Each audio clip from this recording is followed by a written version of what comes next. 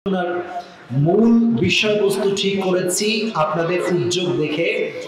আজকে আমাদের আলোচনার মূল বিষয় হচ্ছে the death and the life of grave, the life of hereafter। আজকে আমরা কথা বলবো মৃত্যু এবং কবরের জীবন নিয়ে। শুনবেন তো যুবক ভাইরা ইনশাআল্লাহ?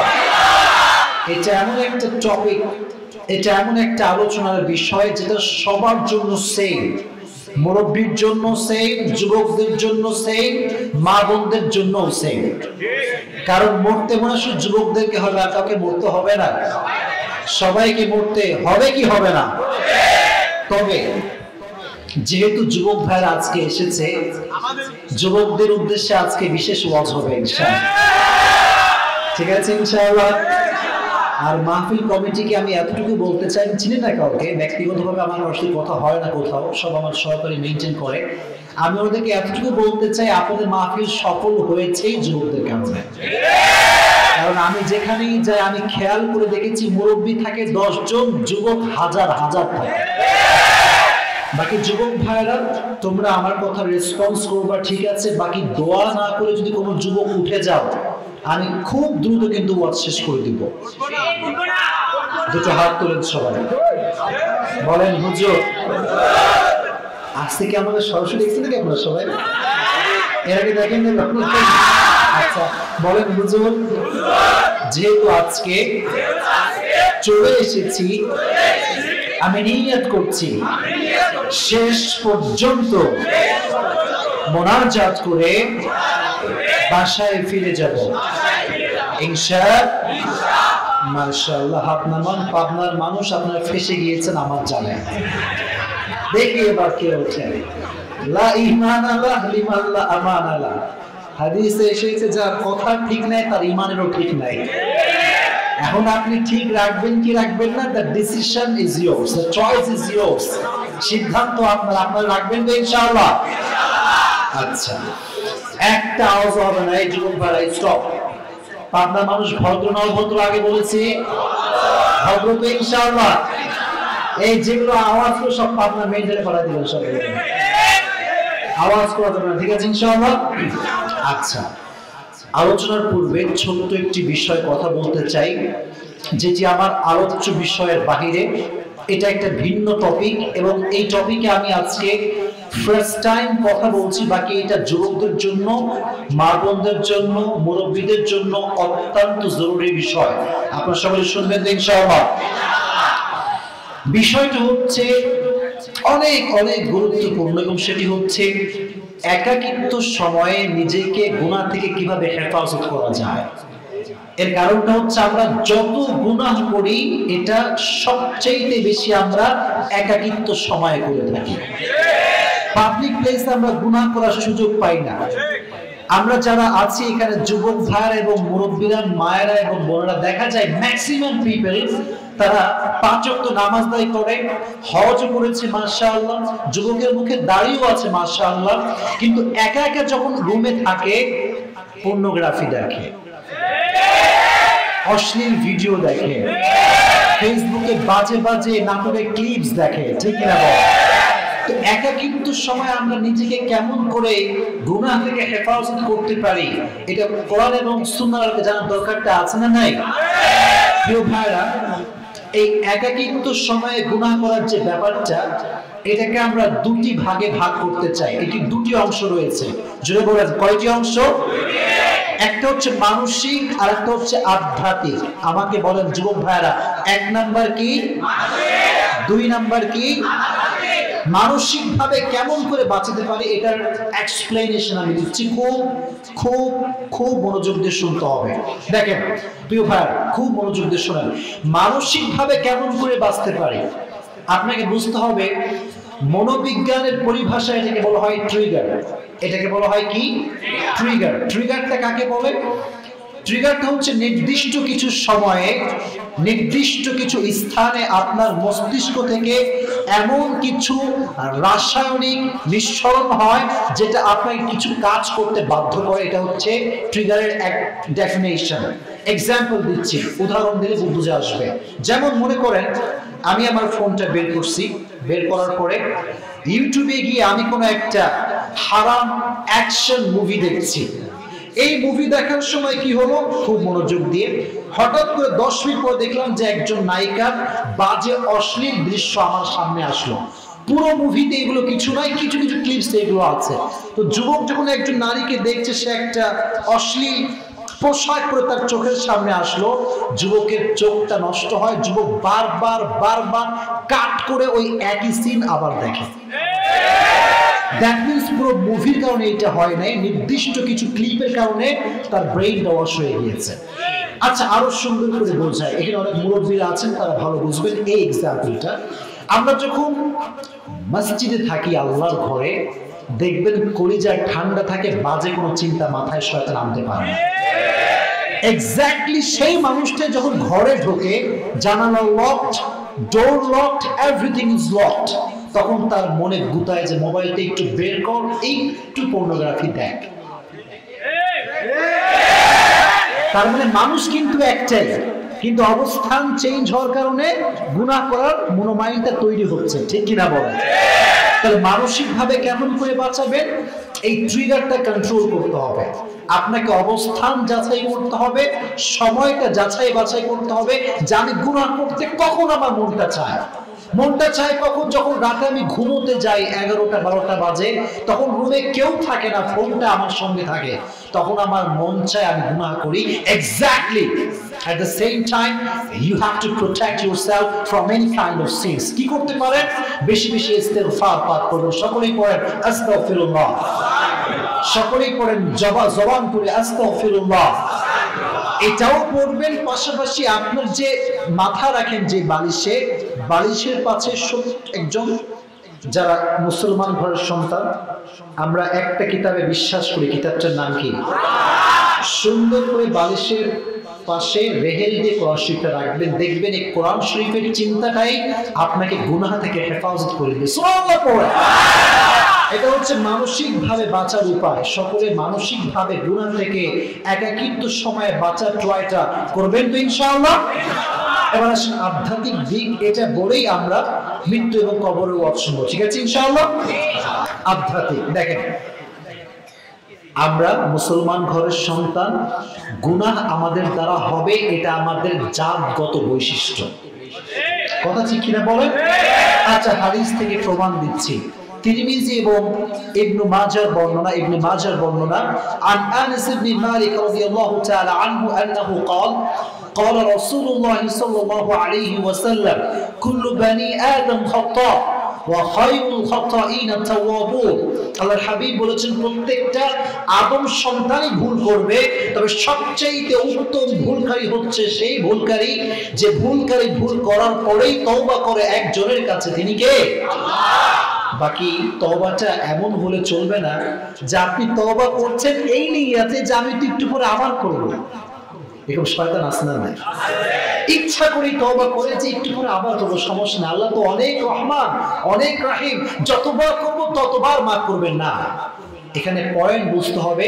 কোরআনে আল্লাহ তাআলা বলেছেন সূরা নিসা 4 নম্বর পারা 19 নম্বর পৃষ্ঠা, ওয়ালাইসাতিত তাওবাতু লিল্লাযিনা ইয়া'মালুনা সাইয়্যাত, তওবা তাদের জন্য নয়, those who mistakes again and again intentionally, যারা ইচ্ছাকৃত গুনাহ করে বারবার, তওবা তাদের জন্য নয়। তওবা কাদের জন্য?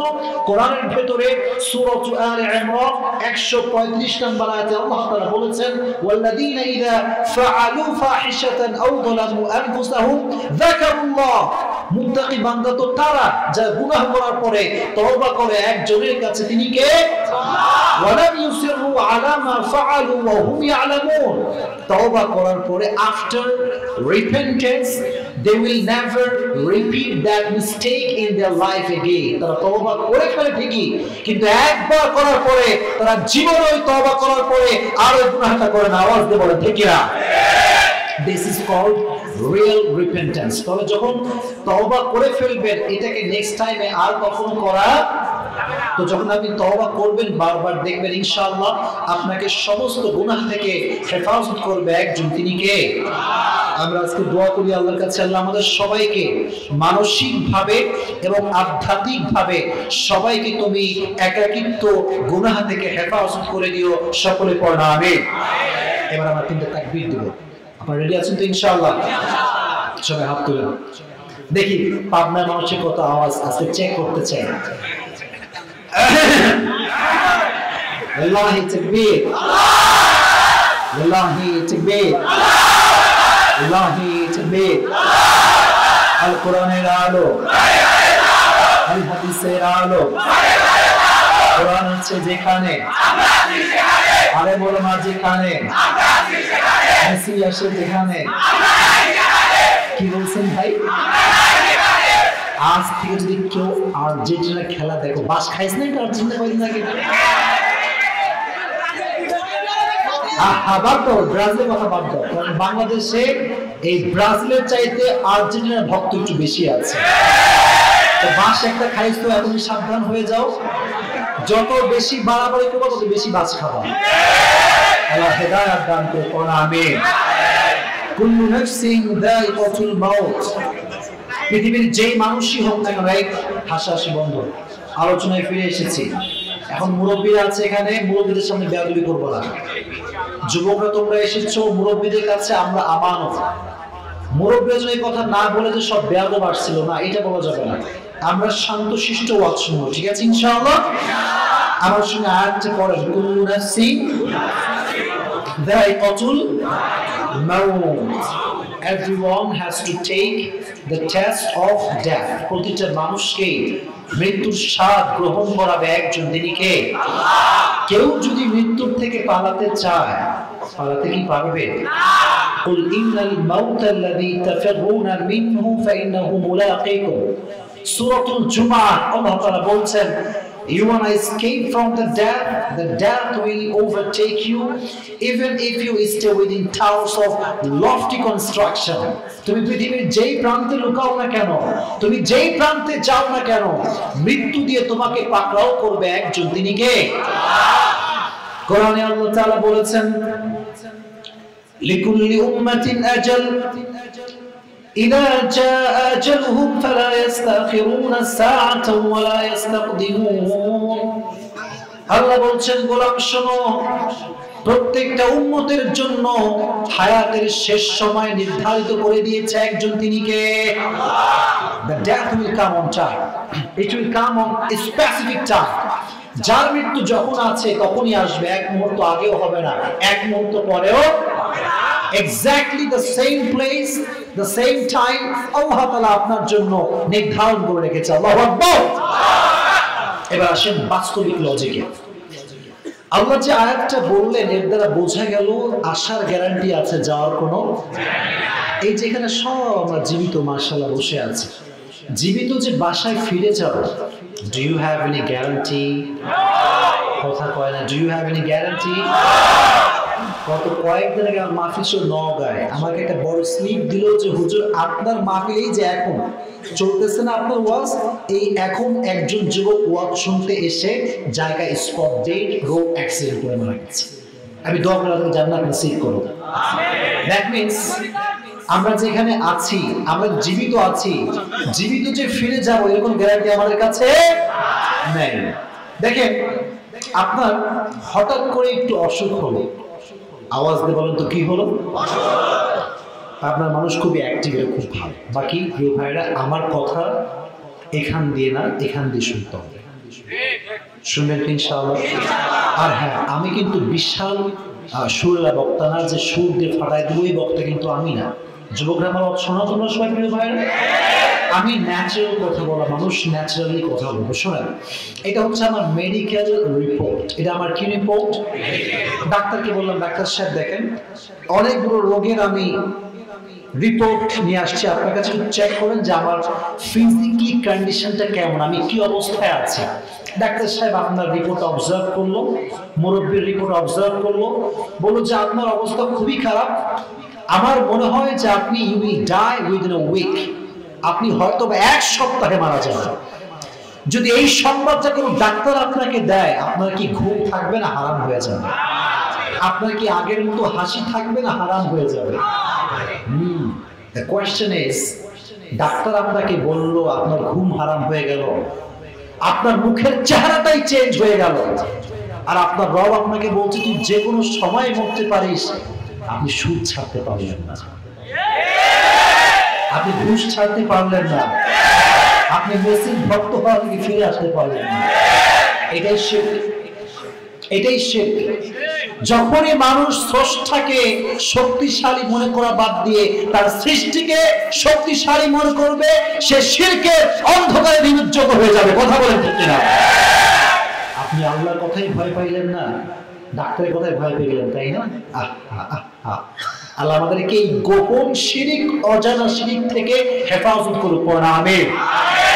প্রিয় ভাইরা, মৃত্যু যখন আসবে কাল থেকে অনুমতি নিয়ে আসবে, ইজাজত নিয়ে আসবে? আসবে না। সাইয়েদনা ইয়াকুব আলাইহিস সালাতু ওয়াস সালামের কাছে একবার মালাকুল মউত আসলো। মালাকুল মউতের সঙ্গে সাইয়েদনা ইয়াকুবের একটা ভালো বন্ধুত্ব ছিল। সুবহানাল্লাহ। যখন মালাকুল মউত আসছে, সাইয়েদনা ইয়াকুব বললেন যে মালাকুল মউত তুমি কেন এসেছো? রূহ কবজ করবার জন্য এসেছো নাকি সাক্ষাৎ করবার জন্য এসেছো? মালাকুল মউত বলে, হে ইয়াকুব, আমি তোমার সঙ্গে আজকে সাক্ষাৎ করবার জন্য এসেছি। সুবহানাল্লাহ। সাইয়েদনা ইয়াকুব বললেন, হে মালাকুল মউত, শোনো, আজকে তোমার কাছে একটা অনুরোধ করতে চাই, একটা আবদার করতে চাই। মালাকুল মউত বলল, কি আবদার, আমাকে বলো। সাইয়েদনা ইয়াকুব বললেন, আমার মৃত্যুর সময় যখন হয়ে যাবে, আমার রূহ কবজ করবার সময় যখন হয়ে যাবে, আমার মৃত্যুর পূর্বে একজন কাসেদ পাঠাবা, একজন মেসেঞ্জার পাঠাবা, একজন বার্তাবাহক পাঠাবা, যে আমাকে বলবে ইয়াকুব তোমার সময়টা শেষ, এখনই প্রস্তুতি গ্রহণ করো। এই আবদারটা তোমার কাছে আমি রাখলাম। এই কথা শুনে মালাকুল মউত সোজা চলে গেলেন। দীর্ঘ লম্বা সময় পরে মালাকুল মউত আবার ফিরে আসলেন। এবার যখন ওনার কাছে আসছেন, সাইয়েদনা ইয়াকুব বলছেন, আজকে কেন এসেছো? ওই দিন তো সাক্ষাতের জন্য এসেছিলে, আজকে কেন আসছো? মালাকুল মউত বলল, আজকে সাক্ষাতের জন্য আসি নাই, রূহ কবজ করবার জন্য এসেছি। আল্লাহু আকবার।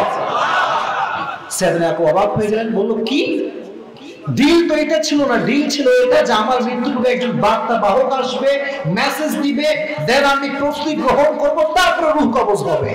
তুমি আগে চলে আসলে কেন? মালাকুল মউত কি বললো জানেন?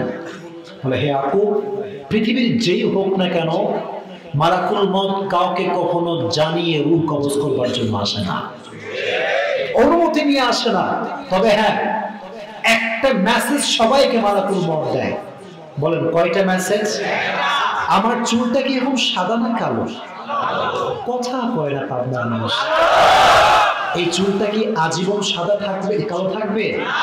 এই চুল যখনই সাদা হওয়া শুরু হবে, এটাই মালাকুল মউতের মেসেজ, যাদের কাছে তোর হায়াতের সময় শেষ হচ্ছে।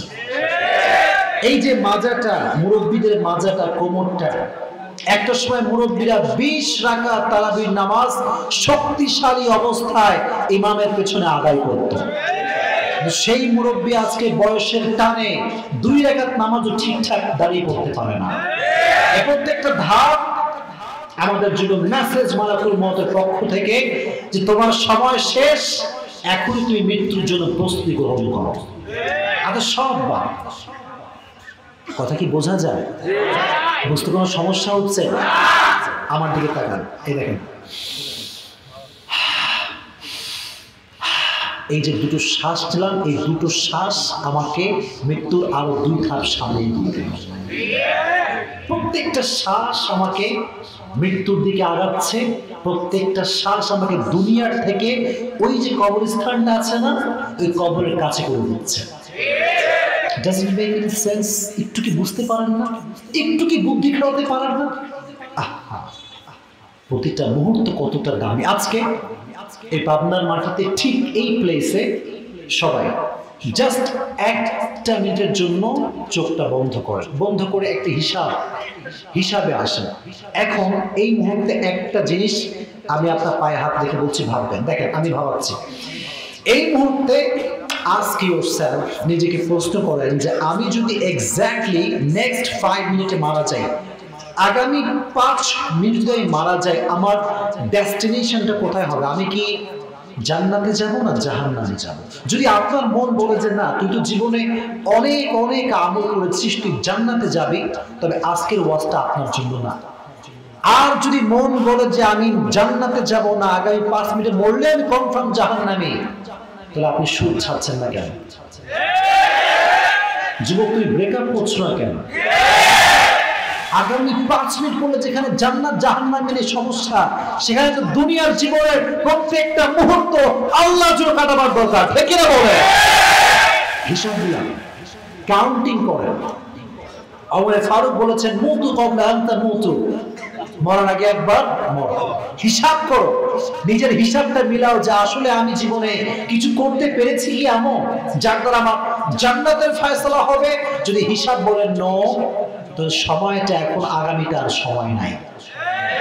ভালো হতে চাইলে ভালো হওয়ার সময় এখন, আগামীকাল বাঁচবো কি বাঁচবো না এই গ্যারান্টি আমাদের কারো কাছে নয়। ভাবার সময় এখন, এখনই ভাবতে শুরু করবেন। রাজি আছেন তো ইনশাআল্লাহ?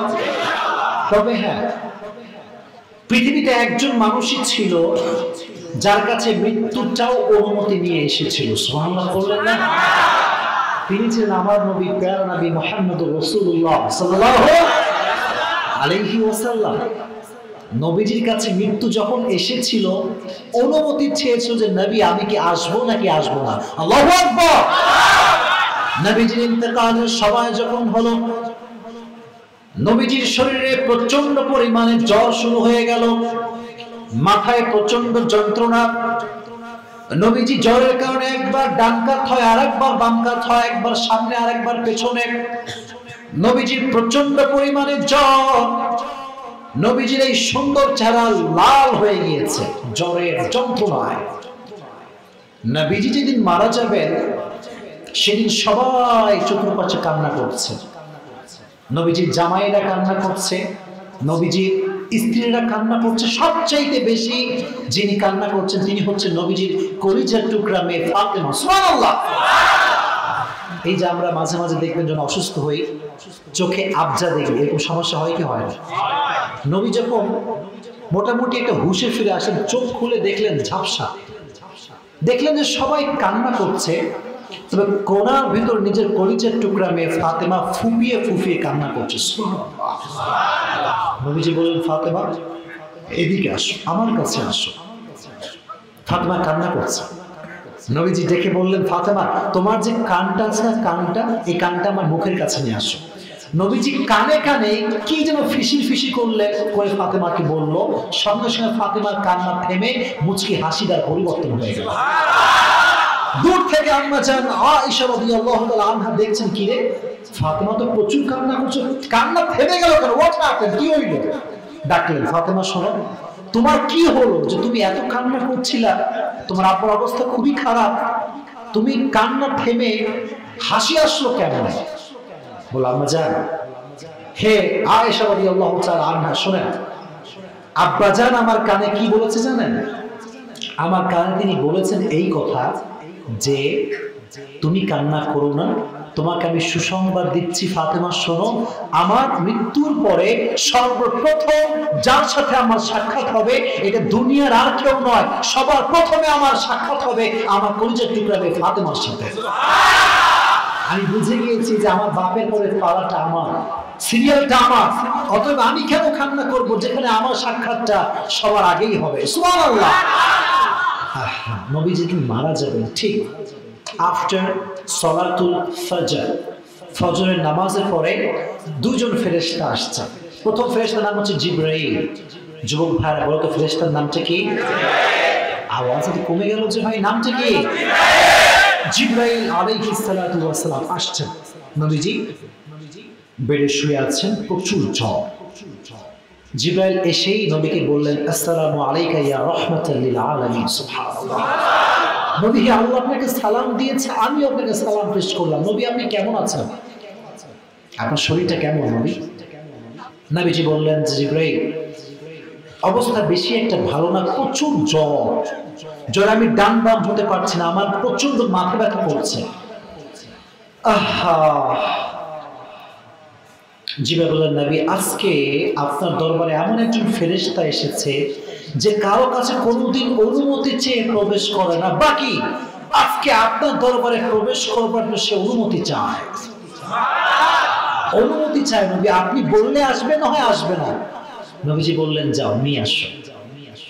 মালাকুল মউত এসেও নবীকে প্রথমেই সালাম পেশ করে বললেন, আসসালামু আলাইকা ইয়া রাহমাতাল লিল আলামিন। শেষ না, এখানে শেষ না, ঘটনা কেবল শুরু করলাম। যখন নবীজি মারা যাবেন এই সময় মালাকুল মউত আসছেন, বলছেন, নবী হে, from Adam to Isa, প্রত্যেকটা নবীর রূহ আমি কবজ করেছি, প্রত্যেকটা সাহাবীর রূহ আমি কবজ করেছি, প্রত্যেকটা আল্লাহর ওলির রূহ আমি কবজ করেছি, কিন্তু আপনি প্রথম ব্যক্তি যার কাছে প্রবেশ করার সঙ্গে সঙ্গে আমি আজরাইল সালাম পেশ করেছি। আপনি প্রথম ব্যক্তি। নবীজি বললেন, আজরাইল তুমি কেন এসেছো? বলল, নবী হে, আমি তো এমনি এমনি আসি নাই, আমাকে পাঠিয়েছে একজন। তিনি কে? আওয়াজ আওয়াজ বলেন, কে? আল্লাহ আমাকে পাঠিয়েছেন নবী। তবে হ্যাঁ, আল্লাহ আমাকে বলেছেন, আজরাইল তুমি যাবা আমার প্যারা হাবিবের কাছে, গিয়ে বলবা আপনি কি যেতে চান? যদি যেতে চান নিয়ে যাব, নয় আপনাকে দেখে চলে যাব। সুবহানাল্লাহ পড়লেন। থাকলে থেকে যাবেন, আর যদি অনুমতি দেন নিয়ে যাবেন। নবীজি বললেন, জিবরাইল, মাঝে মাঝে আমার বন্ধুরা গল্প করি না? বলেন না, করি না? কোন একটা পরামর্শ একজন দিয়েছে, তো বেস্ট ফ্রেন্ডের দিকে আমরা দেখ, বন্ধু তুই কি বলিস, কি করবো রে? বন্ধু কর, তখন আমরা করি, তাই না? তো নবীজি, জিবরাইল তো নবীজির বন্ধু ছিলেন। সুবহানাল্লাহ বলেন, জিবরাইল আমার কি করা দরকার, বলো কি করা যায়? জিবরাইল বললেন, নবী হে, আল্লাহ আপনার সাক্ষাতের অপেক্ষায় আরশ আজিমে রয়েছে। আল্লাহ আপনাকে দেখতে চান, সাক্ষাতের অপেক্ষায় রয়েছে। নবীজি বললেন, আজরাইল একটু থামো, কিছু কাজ আমার বাকি আছে, কাজগুলো আমাকে করতে দাও। ঠিক সেই সময়ে নবীজি তার স্ত্রী আয়েশাকে রাখলেন, ডেকে বললেন, হে আয়েশা, আমার কাছে আসো। যখন কাছে আসলো আয়েশা, তখন নবীজি তার কানে কানে বললেন যে, আয়েশা, তোমাকে যে আমি কয়েক টুকরো স্বর্ণ দিয়েছিলাম, স্বর্ণ, এই স্বর্ণগুলো কোথায়? কি করেছো তুমি স্বর্ণগুলো? তিনি বললেন যে, স্বর্ণগুলো খুব যত্ন করে আমি রেখে দিয়েছিলাম, টেনশনের কোনো কারণ নাই।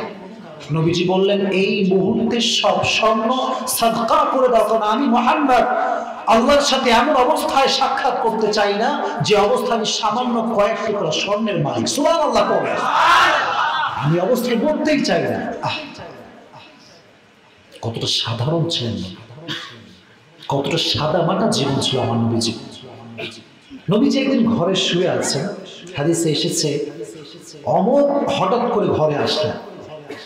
ঘরে এসে হাওমাও, বাচ্চারা কান্না করে না, হাওমাও করে, অমর এসে হাওমা করে কান্না শুরু করছে। নবীজি, কি রে, এই অমর তুমি কান্দো কেন? তোমার চোখে পানি কেন অমর? অমর বলছে, ইয়া রাসূলুল্লাহ, আমি তো দো জাহানের সর্দারের ঘর দেখছি, সাইয়্যিদুল কাউনাইন, সাইয়্যিদুল মুরসালিন, গোটা বিশ্বের মানবতার মুক্তির দূত, তার ঘরে একটা বালিশ নাই, তার ঘরে একটা খাট নাই, একটা কম্বল নাই, একটা তোষক নাই, ছোট্ট একটা কুঠির ঘরের কোনায় ছোট্ট একটা মগ উল্টায় পড়ে আছে, ছোট্ট একটা পানির পেয়ালা উল্টি পড়ে আছে, কিচ্ছু নাই। অমর বললেন, ইয়া রাসূলুল্লাহ, আমাকে একটাবার অনুমতি দেন, আমি আপনার জন্য বালিশ নিয়ে আসি, কোন বালিশ নিয়ে আসি, আপনার জন্য ল্যাপ নিয়ে আসি, তোষক নিয়ে আসি, আপনাকে আমি কিছু একটা করে দিই নবী, হ্যাঁ আপনি আমাকে অনুমতি দেন। নবীজি বললেন, অমর, দুনিয়াতে আমি মুহাম্মদ শান্তি করবার জন্য আসি নাই, শান্তি করবার জন্য আসি নাই। আমি যদি রবকে বলে, আমার রব উহুদ পাহাড়কে স্বর্ণ বানিয়ে দাও, আমার রব এক মুহূর্তে গোটা পাহাড়কে, উহুদের পাহাড়কে স্বর্ণ বানিয়ে দিবে। সুবহানাল্লাহ। শান্তি করবার জন্য আমি আসি নাই, শান্তি করবার জন্য আমি আসি নাই। নবী যখন মারা যাবেন, এক্স্যাক্টলি ওই মুহূর্তে নবীজি দুইটি বাক্য উচ্চারণ করলেন। কয়টি বাক্য? এক নম্বর শব্দটা ছিল আসসালাত। বলেন, শব্দের নাম কি? আরো জোরে, নামাজ। নামাজ ছাড়া যাবে না। আচ্ছা বলে তো, মরার আগে কি মানুষ গুরুত্বহীন কথা বলে না গুরুত্বপূর্ণ কথা বলে? এতটা গুরুত্ব নামাজের, ফজরের নামাজের যুবকদেরকে হারিকেন্দ্র খুঁজে পাওয়া যায় না। কথা কি অবাস্তব না বাস্তব? যারা বলছে বাস্তব তাদেরকে খুঁজে পাওয়া যাবে। যদি এদেরকে খুঁজে পাওয়া যেত তাহলে কি মস্তে জায়গা দেওয়া যেত? আমি ফজরের নামাজটা বা জামাত আদায় করার তৌফিক আল্লাহ আমাকে দেয়। আমি দেখেছি ইমাম সাহেব, মুয়াজ্জিন সাহেব, খাদেম সাহেব ঠেলায় পড়ে আসে, এই তিনজন, আর যুবকদেরকে হারিকেন দিয়েও দুই একটা ছাড়া খুঁজে পাওয়া যায় না। এই ওয়াজগুলো যুবকরা শোনা না, সবাই শোনে, শোনার বেলা সবাই আছে, মানার বেলা কেউ নাই। বলেন না ভাই, ঠিক কিনা? আজকে এই মাহফিল আমরা নিয়ত করছি, এই এলাকার নামটা কি ভাই? এই এলাকার মসজিদ জুমার দিন যেমন লোক থাকবে, ফজরের নামাজ তেমন লোক থাকবে। রাজি আছেন ইনশাআল্লাহ? আল্লাহ তৌফিক দান করুন, তোমরা আমিন। তোমরা ভাই নামাজ পড়বা জামাতে কেমনে? রাত 2টা 3টা পর্যন্ত গার্লফ্রেন্ডের সঙ্গে চ্যাটিং করে। এখানে নাই, অন্য জায়গাতে আছে, এখানেও আছে। আল্লাহ হেদায়েত দান করে, তোমরা আমিন। যুবক ভাইরা, মরতে যেহেতু হবে, নামাজি না হয়ে কবরে যাওয়া, আমরা সবাইকে 5 ওয়াক্ত নামাজি বান্দা হিসেবে কবুল করুন, সকলে পড়া আমিন। ভাই রাত কি বেশি হয়ে যাচ্ছে এখানে? না, 2-1 লোক উঠলে মনে হচ্ছে রাত বেশি হয়ে যাচ্ছে। না দেখেন, আপনারা যদি বলেন যে রাত বেশি হয়ে যাচ্ছে, আমি দোয়া করবো, কোনো সমস্যা নাই। আমি তো একদিনের মেহমান ভাই, কথা ঠিক কিনা বলেন? আর বছর এলাকায় মাহফিল হয় হাতে গোনা 1-2টা। এখন এই মাহফিল যদি শ্রোতা উঠে যায় ওয়াজ না শুনে, তার মতো কপাল পোড়ার কেউ হবে না। এখন আপনারা কি বসবেন ইনশাআল্লাহ? ইনশাআল্লাহ। আচ্ছা আসেন, আমরা সকলেই ইমানি মৃত্যু নসিব করতে চাই। রাজি আছেন ইনশাআল্লাহ? দেখেন, ফাতেমা রাদিয়াল্লাহু তাআলা আনহা কে ছিলেন বলো তো দেখি? নবীজির ওনার মায়ের নাম ছিল কি? খাদিজাতুল কুবরা রাদিয়াল্লাহু তাআলা আনহা, ওনার মায়ের নাম। এই মা ফাতেমা যখন মৃত্যুবরণ করবেন, কথা কি বোঝা যায়? ভাষা বুঝতে কোনো সমস্যা হচ্ছে? যেদিন ফাতেমা রাদিয়াল্লাহু তাআলা আনহা মারা যাবেন, ইন্তেকাল করবেন, ঠিক সেই দিন আলী রাদিয়াল্লাহু তাআলা আনহু আসছেন কে? আলী হচ্ছেন ফাতেমার স্বামী। এসে দেখছেন যে চতুর্পাশে আটা রাখা আছে এবং ফাতেমা বসে বসে চোখের পানি ছেড়ে অঝরে কান্না করছে, চোখে অনেক পানি। আলী এসে বলল, কি ব্যাপার ফাতেমা, তোমার চোখে এত পানি কেন? তুমি অঝরে কাঁদতেছো কেন? এর কারণটা কি? কাঁদার কারণটা কি আমাকে বলো। ফাতেমা কিচ্ছু বলে না, চুপচাপ খালি কান্না করেই যাচ্ছে। আলী বলল, তোমাকে আল্লাহর ওয়াজটা দিচ্ছি, আল্লাহর ওয়াজটা আমাকে বলো যে তোমার কি হয়েছে। ফাতেমা এবার চোখের পানি মুছে তারপরে যে একটু করে স্বামীকে ডাক দিয়ে বলল, হে আলী শোনো, আজকে সুবহে সাদিকের পূর্বে যখন আমি ঘুমাচ্ছিলাম, ঘুমের মধ্যে আমি স্বপ্ন দেখি আমার আব্বাজান প্যারা হাবিব মুহাম্মাদুর রাসূলুল্লাহ সাল্লাল্লাহু আলাইহি ওয়াসাল্লাম স্বপ্নের ভেতরে দেখছি ওনাকে, উনি কি যেন খুঁজছেন, হাতিয়ে হাতিয়ে এভাবে খুঁজছেন, কি যেন খুঁজতেছেন। আমি ওনার সামনে দাঁড়াম, আব্বাজান ফাতেমা আমি এসেছি, আপনি কি খুঁজেন আব্বাজান? আমার আব্বাজান আমার দিকে তাকিয়ে মুচকি হাসি দিয়ে বললেন, ফাতেমা আমি তো তোমাকেই খুঁজতেছি, ফাতেমা আমি তোমাকেই খুঁজতেছি। ঘুম থেকে ওঠার পরে বুঝতে পারলাম যে আমার আব্বাজি তো আমাকে খুঁজতেছে। দ্যাট মিনস আমার সময় বেশি একটা নাই, আমাকে ফিরতে হবে একজনের কাছে, তিনি কে? এই কথা শুনে আলী থমকে উঠেছে, নিস্তব্ধ নীরব। আলী বলে, ফাতেমা তুমি কি বললা? মাত্র 6টা মাসও তোমার বাবা বিদায় নিয়েছে, তুমিও যদি আমাকে রেখে চলে যাও, এই ব্যথা এই কষ্ট আমি সহ্য করবো কেমন করে? আমি তো এটা সহ্য করতে পারবো না। ফাতেমা বললেন, আমার আব্বার যাওয়া যেমন সহ্য করে নিয়েছো, আমি মা ফাতেমা, আমি তোমার স্ত্রী, আমার যাওয়াটাও তুমি সহ্য করে নিবা। সুবহানাল্লাহ, সহ্য করে নিয়েছো। মারা যাবেন, দেখেন স্ত্রীর কতটা অধিকার এবং স্ত্রীর কত সতর্ক থাকা দরকার। ওই মুহূর্তে রুটি বানাচ্ছেন, ওই মুহূর্তে কাপড় কাচতেছেন। আলী বলে, ফাতেমা থামো, কোনো কাজ করতে হবে, তুমি থামো। বোনরা ভালো করে শুনবেন, ফাতেমা বলছে, শোনো আমার স্বামী, আমি মৃত্যুর আগ মুহূর্ত পর্যন্ত স্বামীর খেদমত করে মরতে চাই, আমি স্বামীর হক আদায় করে মরতে চাই, আল্লাহর কাছে বিচারের কাঠ গড়ায় বিচারের কাঠ দাঁড়াতে চাই না, আমি হক আদায় করেই মরতে চাই। যে সন্ধ্যায় মারা যাবেন, সন্ধ্যার সময় আলী রাদিয়াল্লাহু তাআলা আনহুকে ডাকলেন, ডেকে বললেন, হে আলী, আমার স্বামী শোনো, তিনটা ওসিয়ত পেশ করতে চাই। জোরে বলেন, কয়টা ওসিয়ত? মৃত্যুর পূর্বে তিনটা ওসিয়ত পেশ করতে চাই। এক নম্বর ওসিয়ত, মনোযোগ আছে তো সবার?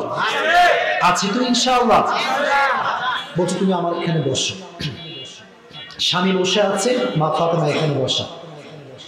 আলী রাদিয়াল্লাহু তাআলা আনহু হাত ধরলেন, ধরে বললেন, হে স্বামী, জীবনের লম্বা সময় তোমার সঙ্গে আমি কাটিয়েছি, হতে পারে তোমার হক আমি ঠিক মতো আদায় করতে পারি নাই।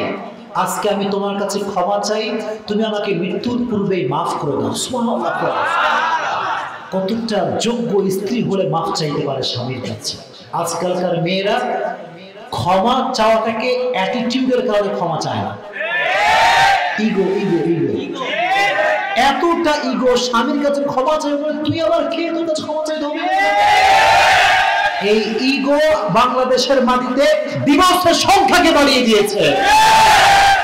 মা ফাতেমা মরার পরে মেসেজ দিলেন যে মাফ চাই, মাফ করে দিও, আমাকে মাফ করে দিও। ফার্স্ট ওসিয়ত। এবার সেকেন্ড ওসিয়ত শোনো। বাংলাদেশের মেয়েরা কি করে? আমি মরলে তুই কাউকে বিয়ে করিস না, আমার এখনই হাত ধরে ওয়াদা করতে হবে। আছে না নাই? ফাতেমা রাদিয়াল্লাহু তাআলা আনহা বললেন, হে আমার স্বামী শোনো, আমার মৃত্যুর পরে তোমার যাকে মন চায় তাকে বিয়ে করবা, তবে আমার হাসান এবং হোসেনের এক পয়সা অধিকার নষ্ট করা যাবে না। সুবহানাল্লাহ। যাকে মন চায় তাকে বিয়ে করবা, কোনো সমস্যা আমার নেই, কোনো আপত্তি নেই। এবার আলী বলল, লাস্ট ওসিয়তটা কি? এটা সবচেয়ে জরুরি এবং এটা সবচেয়ে ইম্পর্টেন্ট। বললেন যে শোনো, আমার আব্বা জান আমাকে বলে গিয়েছেন যে ফাতেমা, তুমি সব সময় নিজেকে পর্দায় রাখবা। কিসে রাখবা? কিসে কিসে? আমি যখন মারা যাব কাউকে খবর দিবা না। আমার জানাজার ইমাম হবা তুমি আমার স্বামী, আর মুক্তাদি হবে দুইজন, এক হাসান আর এক হাসান আর এক। এই তিনজন মানুষ আমার জানাজায় থাকবে আর পৃথিবীর কেউ থাকবে না। আলী বললেন যে না, এটা কেমনে হয়? তুমি নবীজির একমাত্র পরিচয়ের টুকরা মেয়ে, তোমার মৃত্যুর সংবাদ মদিনার সবাই জানবে, মুহাজির জানবে, আনসার জানবে, সবাই আসবে, দোয়া করবে, এটা তো আমি চাই। ফাতেমা বললেন যে না। কেন না? বলতেছে যে আমার জীবিত অবস্থায় যতদিন আমি আল্লাহর জমিনে বেঁচে ছিলাম, দুনিয়ার কোনো পুরুষ আমার রূপের একটা অংশ দেখতে পায় নাই। আর আমি যখন মারা যাব, মানুষ আমার সামনে জানাজায় দাঁড়াবে, একজন বলবে দেখ ফাতেমা লম্বা এতটুকু ছিল, দেখ ফাতেমা না মোটা না চিকন ছিল। যেহেতু আমি জীবিত অবস্থায় কেউ আজ করতে পারে নাই, মৃত্যুর পরেও যেন কেউ আজ না করতে পারে, অত আমার জানাজার ইমাম হবে তুমি এবং মুক্তাদি হবে দুইজন, আর কাউকে খবর দেওয়া যাবে না। সুবহানাল্লাহ পড়ে আলী শেষমেশ বললেন ঠিক আছে, আমি এটাও মেনে নিলাম, কোনো সমস্যা নেই। হঠাৎ করেই ফাতেমা বিদায় হয়ে গেলেন। শেষ, দুনিয়ার জীবনটা শেষ হয়ে গেল। কলিজার টুকরা, নবীজির একমাত্র কলিজার টুকরা মেয়ে ফাতেমা রাদিয়াল্লাহু তাআলা আনহা মৃত্যুর পরে আলী তাই করল।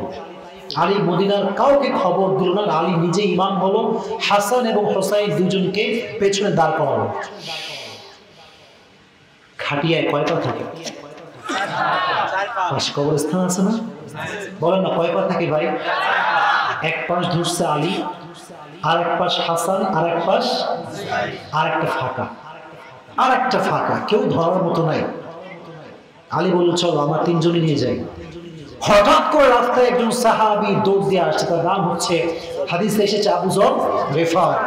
আবু যর গিফার রাদিয়াল্লাহু তাআলা আনহু দৌড় দিয়ে আসছে। আলী তো ভয় পেয়ে গেছে, কি রে আমার বউ তো বলেছে কেউ জানবে না, এখানে তো আবু যর গিফারি চলে আসছেন, কি জবাব দিব, এটা কার লাশ?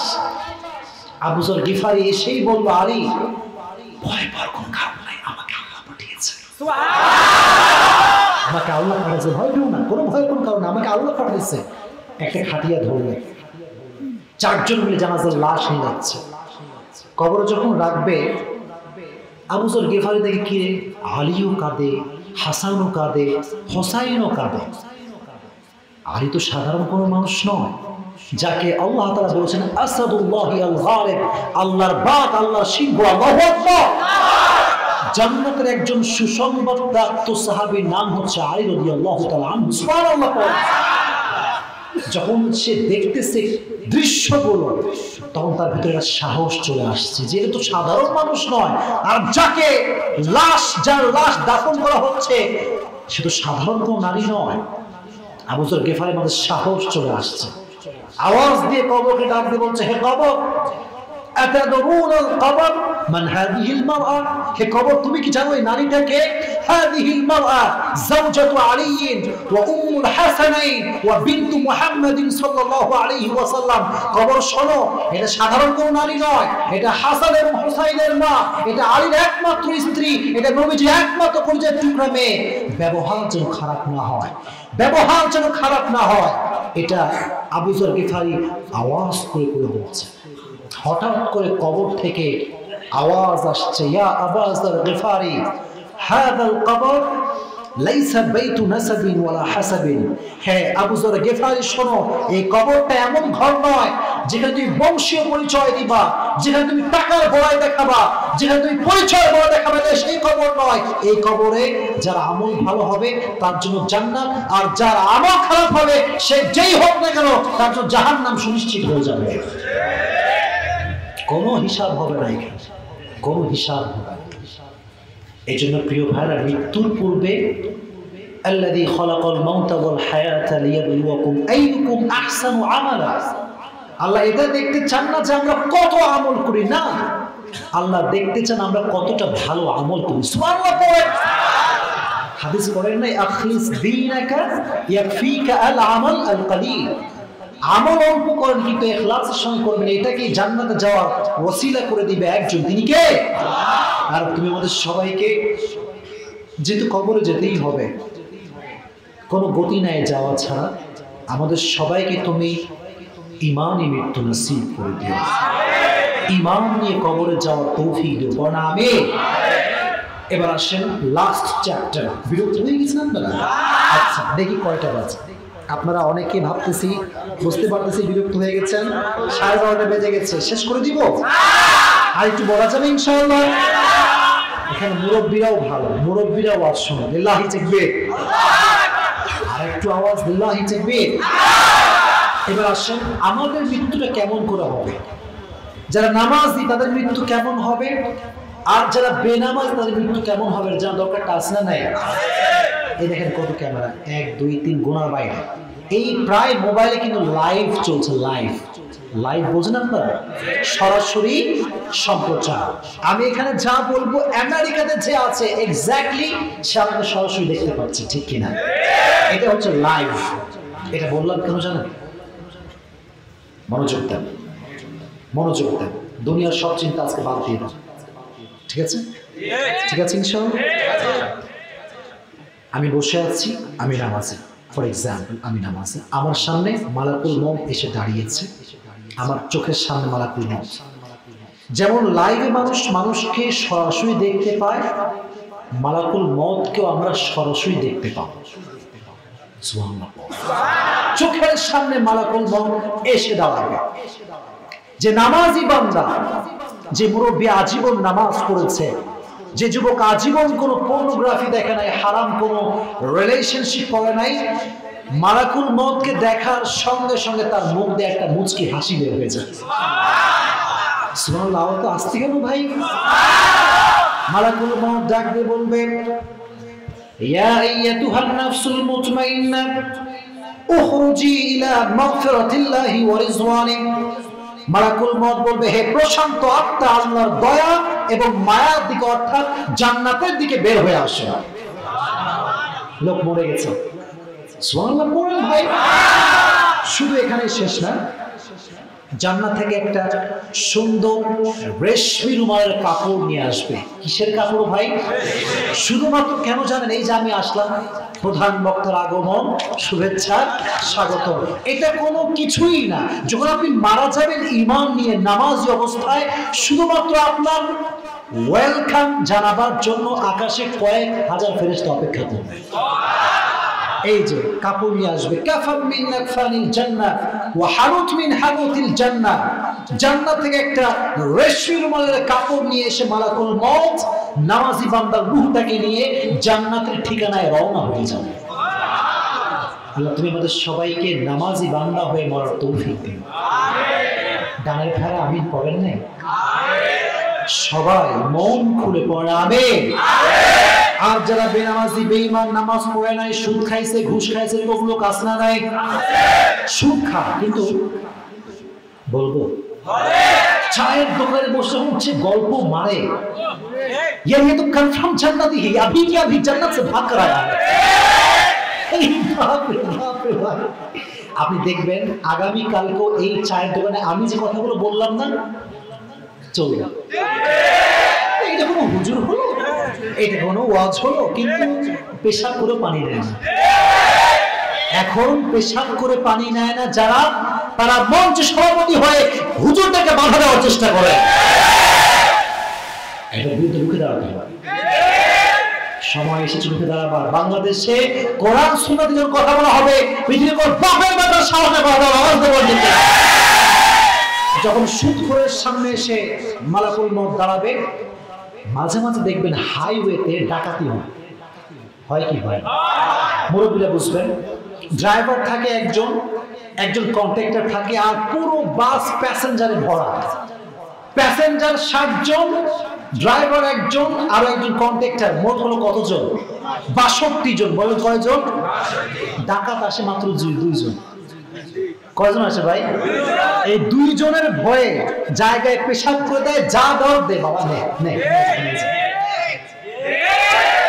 কেন জানেন? এটা বোঝাচ্ছে, হাদিস থেকে বোঝাবো। ওই ডাকাতটা এসে ছুরি আছে না, ছুরি নিয়েছে, ঠাসা ঠাস কয়টা কোপ মারে। চোখের সামনে যখন আমি দেখবো আমার বোনরে মারছে কোপ, আমার কাছে কি আছে না আছে দেখার সময় বাপ নিয়ে যান। ত্রাস, এটা হচ্ছে ত্রাস সৃষ্টি করা। হাদিসে এসেছে মালাকুল মউত বেনামাজের সামনে এসে ধরো, এমন একটা ত্রাস সৃষ্টি করবে, মালাকুল মউতের চোখটা উপরের দিকে উল্টে যাবে। এই যে ডান পাশে ছিল মুখে, এখান দিয়ে সাদা সাদা ফেনা বের হওয়া শুরু করবে। নাউজুবিল্লাহ পড়লেন না? বেনামাজির রূহটা, আমি প্র্যাকটিক্যালি বলছি, একবার বামে যাবে, একবার ডানে, একবার সামনে, একবার পেছনে। যখন দেখবে পালাতে পারছি না, যুবক যখন দেখবে বুঝতে পারতেছে না, মাই টাইম ইজ ওভার, মুরব্বী যখন বুঝবে সময় শেষ, মা যখন বুঝবে সময় শেষ, কোরআন বলে লাআল্লি আমালু সলিহান ফিমা তাওয়াক্কাল্লাহ। বেনামাজি একটা বাক্য বলবে, give me on chance, give me, একটা সুযোগ দাও। নামাজ পড়ি নাই, আজ থেকে পড়বো। পর্দা করি নাই, আজ থেকে করবো। সুদ খাইছি, আজ থেকে ছাড়বো। হারাম রিলেশনশিপে ছিলাম, আজ থেকে ব্রেকআপ করবো। আল্লাহ বলবেন না, ইন্নাহা কালিমাতুন হুয়া কাইলুহা, সময় শেষ, সময় শেষ। এমন ভাবে আপনার রূহটাকে কবজ করবে। একজন জীবিত ছাগলকে, একটা জীবিত ছাগলকে জবেহ না করে তার চামড়া দিয়ে টেনে হিচড়ে ছিঁড়ে ফেলা হয়, তার যে পরিমাণ কষ্ট হয়, তার চাইতে কমসে কম 70 গুণ বেশি কষ্ট দিয়ে বেনামাজি রূহটাকে কবজ করা হবে। জয় কর নাউজুবিল্লাহ। আমরা সহ্য করতে পারবো না, এটা কোনো মজার বিষয় না। যখন মৃত্যু আসবে তো তখন আমার এই অবস্থা আপনার স্মরণ হতে পারে যে আসলেই মৃত্যুর কষ্ট বড় কষ্ট, এর মতো কষ্ট পৃথিবীতে আর কিচ্ছু নাই।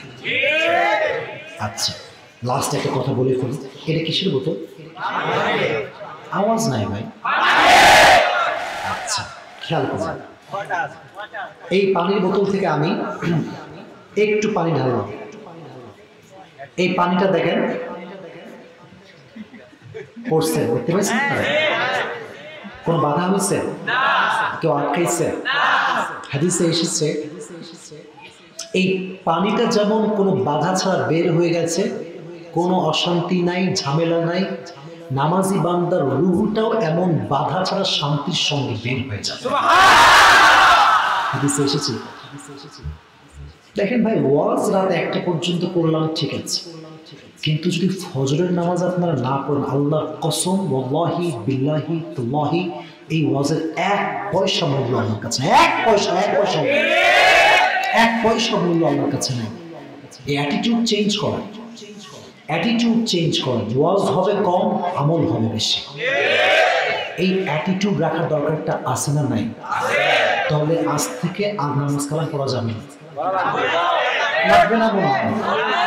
প্রত্যেকে নিয়ত করেন, প্রত্যেকটা যুবক মুরব্বীরা দেখেন এদেরকে যদি আপনি নামাজে না পান, এদের উপাধি হবে মুনাফিক।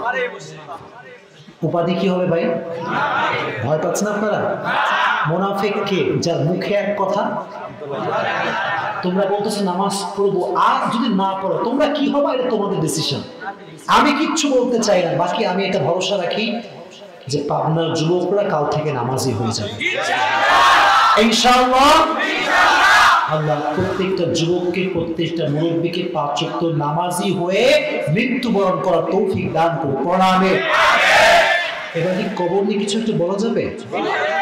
শুনবেন তো ইনশাআল্লাহ? শোনেন, যারা ওয়াজ শোনার তো তারা শেষ পর্যন্ত থাকে, আর যারা বক্তা সারা জীবন অনলাইনে দেখেছি, ফেসবুকে দেখেছি, দেখে আসি কেমন দেখতে, দেখার শেষ বাসায় ফিরে যায়। তো আপনারা যারা আছেন না এখন, আপনারা হচ্ছেন you are the real audience. আপনারা আসল শ্রোতা, বাদ বাকি সব ফেক শ্রোতা। আপনারা দোয়া করে যাবেন তো ইনশাআল্লাহ? এই তো সময় শেষ, বেশি সময় নিব না। এটা তাকবীর দেন সবাই, দুটো হাত তুলেন। লিল্লাহি তাকবীর। আচ্ছা আমি দেব না, হাত তুলে রাখেন। যে কোনো একজন যুবক দাঁড়াও, বাঘের বাচ্চা মনের জন্য তাকবীর দাঁড়াও।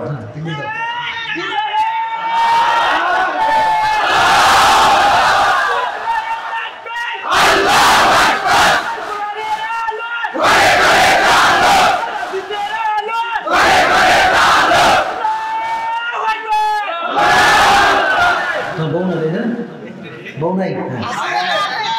বউ আছে? আচ্ছা, অনেকের বউ নাই, শক্তি বেশি হয় আর কি, জিজ্ঞেস করি। আচ্ছা যাই হোক, তাহলে দ্বিতীয় হচ্ছে কবরের জীবন। প্রিয় ভাইরা, কিসের জীবন?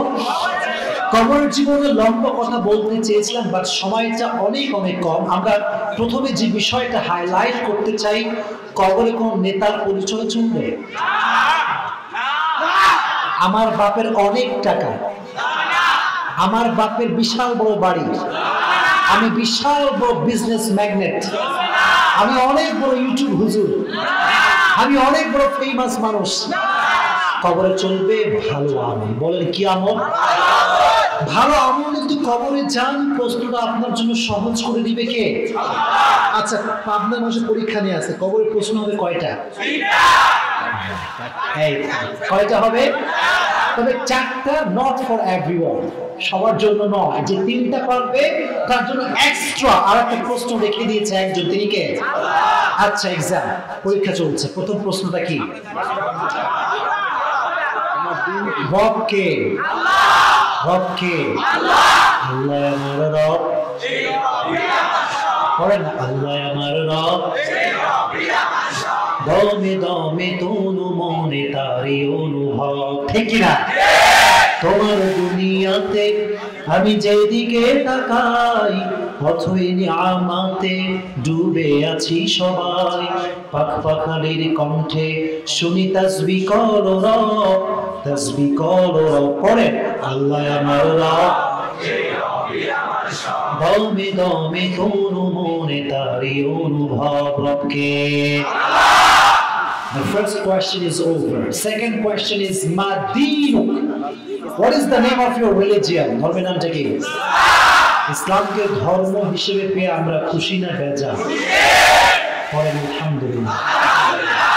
আজকে সবাই বলে আমরা মুসলিম ঘরের সন্তান, কিন্তু বিয়ে যখন দেয় নিজের মেয়ে কিংবা ছেলেকে, খ্রিস্টানদের মধ্যে খ্রিস্টান।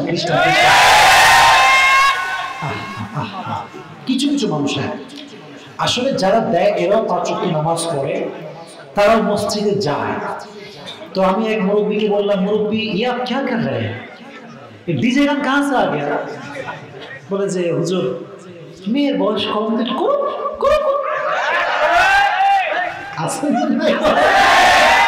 যে মুরব্বীর কথা বলবে বিনয়ের সঙ্গে আদবের সঙ্গে বলো, মুরব্বী সাহেব আপনি একটু জাহান্নামে যান, একটু জাহান্নামে যান।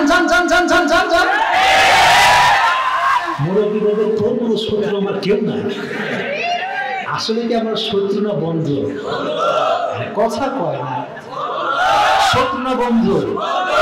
আজ থেকে পাবনার জমিনে যেই বাসায় বিয়েতে ডিজে গান বাজবে, ইমাম সাহেব খতিব সাহেব খুতবার মেম্বারে এলান করবেন, প্রকাশ্যে ঘোষণা করবেন, আমার এই পাবনার মাটিতে যারা এলাকার ভেতরে বিয়ের বাড়িতে ডিজে গান বাজাবে তাদেরকে আমরা সামাজিকভাবে বয়কট ঘোষণা করব।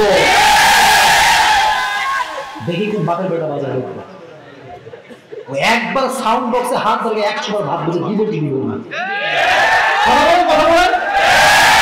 আল্লাহ গান বাজনা থেকে উম্মতকে হেফাজত করবে। সহ্য হয় না, বিগ প্রবলেম। এরকম আছে না ভাই আমার? যদি আমরা মুসলমান হয়ে থাকি আমাদের বিয়ে থেকে কোনো গান বাজতে পারে? আওয়াজ বাজতে পারে? আল্লাহ গান বাজনা মুক্ত বিয়ে দান করুন। আমিন। লাস্ট কোয়েশ্চেন, ওমান নবিয়ুক আতারিফু হাযা রাজুল? এমনি আপনার সামনে একজন ব্যক্তিকে দাঁড় করানো, বলা হবে যে তুমি কি জানো ইনি কে? যার মুখে এটা কি ভাই? যার মুখে দাঁড়িয়ে আছে, যে আজীবন 5 ওয়াক্ত নামাজ পড়েছে, যে মুরব্বী আজীবন আল্লাহ ডাকছে আল্লাহ আল্লাহ আল্লাহ করে, সে মুরব্বীর ফেরেশতাকে বলবে তুমি কারে চিনাও? যার জন্য দাঁড়িয়ে রাখলাম, যার জন্য জুব্বা পরলাম, যার সুন্নাহের গলা মালায় লাগাইলাম, তাকে যদি না চিনি তাহলে আমি কারে চিনব? কিন্তু আমার নবী মুহাম্মদুর রাসূলুল্লাহ সাল্লাল্লাহু আলাইহি ওয়াসাল্লাম। আচ্ছা ভাই, একটা কথা বলেই ফিরে আসেন, রাগটা করবেন নাকি আপনারা? আপনি কিন্তু বিরক্ত হয়ে, আমরা শেষে চলে আসি, ঠিক আছে ইনশাআল্লাহ? আচ্ছা আচ্ছা, এইটা কি ভাই? এই যুবকরা আমাকে মন থেকে বলো তো ভাই, আমার কি দেখে অসুন্দর লাগতেছে দাঁড়িয়ে দেখে? ওই লোকরা কয় না ভাই আনস্মার্ট না স্মার্ট, অসুন্দর না সুন্দর? আচ্ছা আমি মাইনাস, আমি নাচি, আমার কথা বাদ। নবীজির দাড়ি ছিল না? ওই পেছনের উপরে কথা বলে না, ছিল? নবীজি অসুন্দর না সুন্দর? আনস্মার্ট না স্মার্ট? খ্যাত না ব্যাকডেটেড না আপডেট? নবীর মতো সুন্দর কি আর কেউ হতে পারে?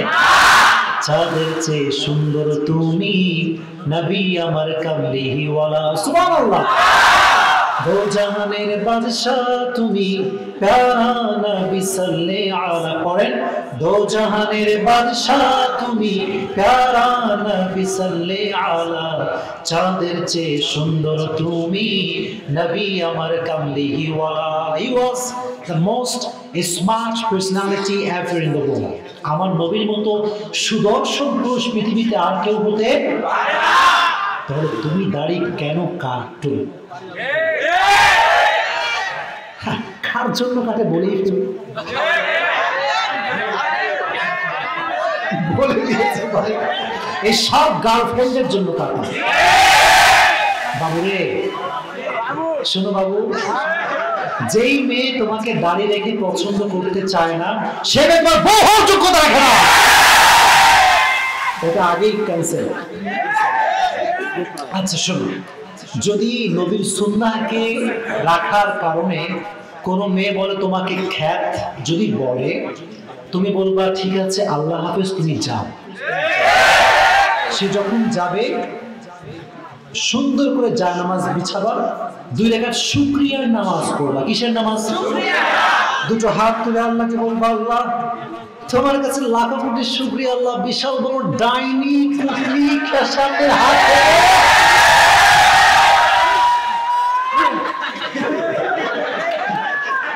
এত কমন পড়ছে একটু বেশি, তাই না?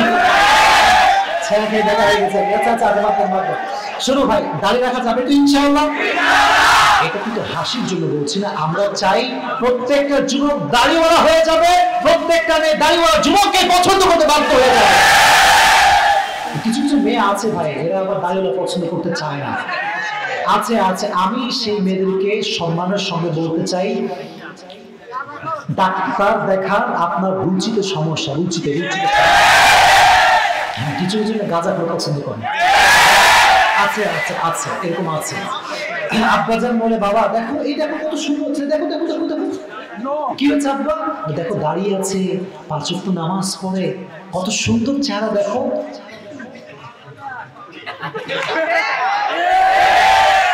দেখো দেখো দেখো, চুল এক পাশে আছে আর এক পাশে নাই। মা দেখো দেখো দেখো, আব্বা আমি রাজি আব্বা। ছি ছি ছি ছি, মেয়েদের লুচ্চা ছেলে পছন্দ হয়, চরিত্রবান ছেলে মেয়েদের পছন্দ হয় না। তবে সব মেয়ে না, কিছু কিছু কিছু কিছু মেয়ে, পরে কিন্তু আমার বাড়ি যাওয়া মুশকিল হয়ে যাবে এখান থেকে, রোড খুব দূরে এখান থেকে। কিছু কিছু মেয়ে কিন্তু দিনদার ছেলে পছন্দ করে, আর কিছু কিছু মেয়ে কমেন্টও করে কিন্তু দাড়ি ছাড়া বিয়েই করবো না। আমরা দোয়া করি আল্লাহ সবার কপালে এরকম মেয়ে দিয়ে দিও তোমার নামে। তাহলে কবরে দাড়ি রেখে মরো, কবরের 3 নাম্বার প্রশ্ন সহজ করে দিবে কে?